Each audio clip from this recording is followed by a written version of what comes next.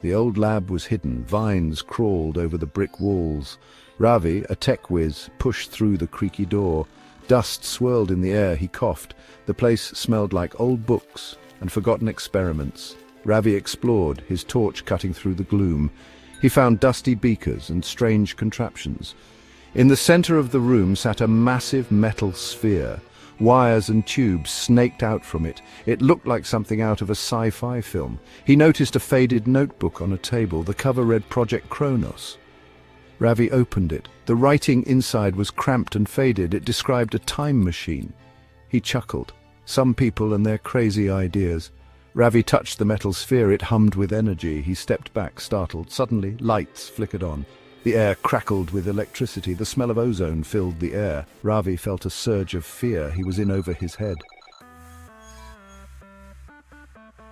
The metal sphere whirred and spun.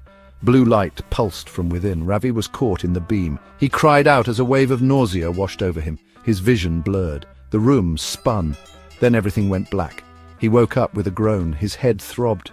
He was lying on a hard, cold floor. Disoriented, he sat up and looked around. The lab looked different. It was cleaner, brighter, and where had all the cobwebs gone?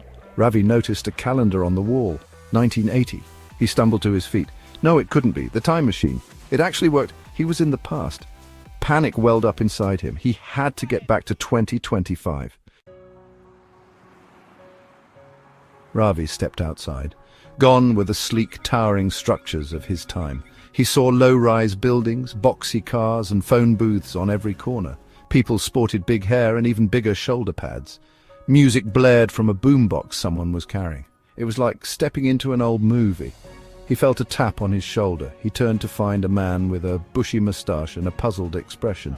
"You all right, mate?" the man asked, eyeing Ravi's futuristic clothing. Ravi stammered, unsure how to explain his sudden appearance. He needed help, but who could he trust? Ravi decided to blend in. He ducked into a shop and bought some clothes. He felt ridiculous in the tight jeans and neon shirt.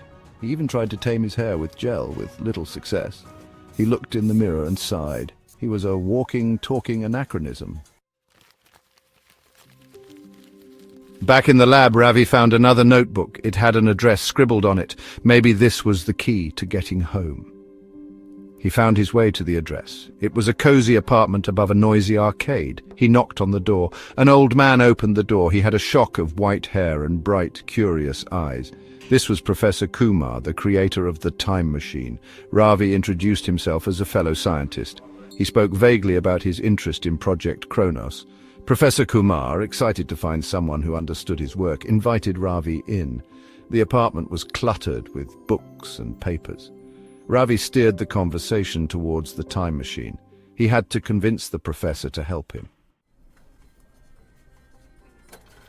Ravi tried to explain the situation. He was from the future. He had accidentally traveled back in time. The professor listened with a mix of amusement and skepticism. Life in 1980 was so different. Ravi struggled with rotary phones and cassette tapes. He was amazed by the lack of smartphones and the internet. Professor Kumar chuckled at Ravi's bewilderment. He patiently explained the workings of the primitive technology. They went to a local diner. Ravi cringed at the sight of the greasy food and milkshakes. He missed his protein bars and green smoothies. He tried to explain the concept of veganism, much to the professor's confusion. "You don't eat meat? But what about all that protein?" the professor exclaimed, shaking his head. Ravi and the professor spent days in the lab. They pored over schematics and diagrams. The time machine was malfunctioning. The temporal calibrations were off. They needed to fix it before Ravi was stuck in 1980 forever. Ravi's presence was causing temporal glitches. He woke up one morning to find a Tyrannosaurus Rex peering into the lab window. Another time he swore he saw a futuristic hovercar zoom down the street. The professor dismissed it as Ravi's imagination. Working together, they started to make progress. Ravi's knowledge of future tech, combined with the professor's original vision, was a potent mix. They replaced faulty wiring and recalibrated the temporal circuits. The time machine hummed back to life, but it still wasn't quite right.